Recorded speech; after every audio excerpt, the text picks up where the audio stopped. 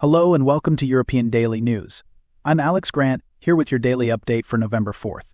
Let's take a look at today's top stories covering significant developments across the European Union and the latest updates on the situation in Ukraine.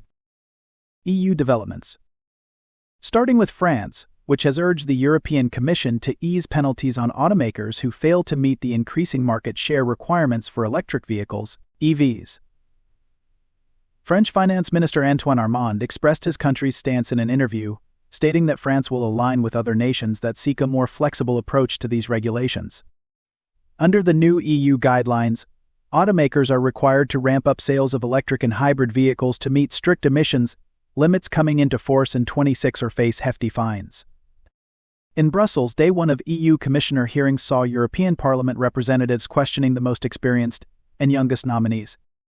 Slovak veteran Maroš Šefčovič, in EU role since 2009, is set to oversee trade, while 35-year-old Maltese nominee Glenn McAuliffe will focus on generational justice, a portfolio aimed at bridging gaps across different age groups within the EU.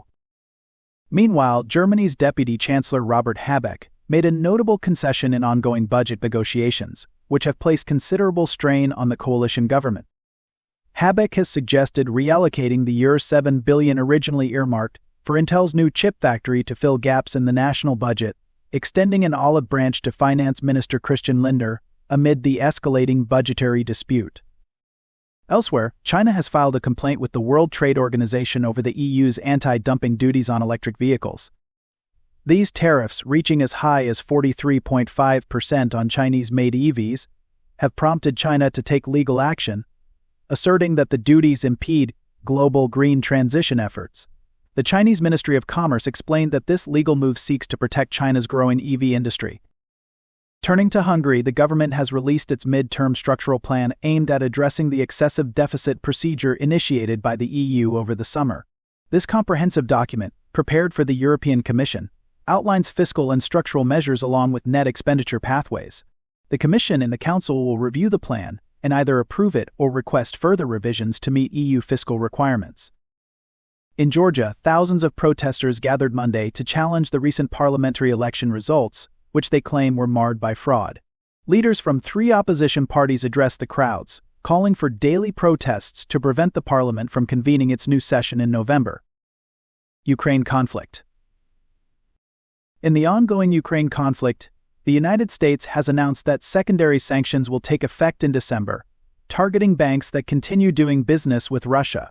This move has led many foreign banks to sever ties with Russian institutions, forcing Moscow to increasingly rely on barter transactions.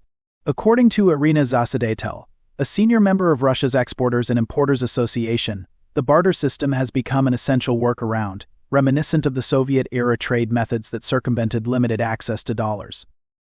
Ukraine's security officials reported Monday that North Korean troops have now come under fire in Russia's Kursk region. This marks the deployment of the first units among the estimated 12,000 North Korean soldiers, including 500 officers and 3 generals, sent to assist Russian forces in the region. South Korean Defense Minister Kim Yong-hyun and EU Foreign Policy Chief Joseph Borrell expressed serious concern over the deployment during a recent meeting in Seoul, strongly condemning North Korea's involvement. Back in Russia, President Vladimir Putin hosted North Korean Foreign Minister Soo Sun-hyo, who is in Russia for a working visit. Kremlin spokesperson Dmitry Peskov confirmed the meeting, which follows discussions between Russian Foreign Minister Sergei Lavrov and his North Korean counterpart. In a symbolic gesture, the ministers unveiled a commemorative plaque at Moscow's Uroslavsky Station, marking Kim Il-sung's historic visit to the Soviet Union in 1949. Thank you for joining us for today's update here on European Daily News. I'm Alex Grant, and it's been a pleasure bringing you today's headlines. Be sure to tune in tomorrow for more important stories from Europe and beyond.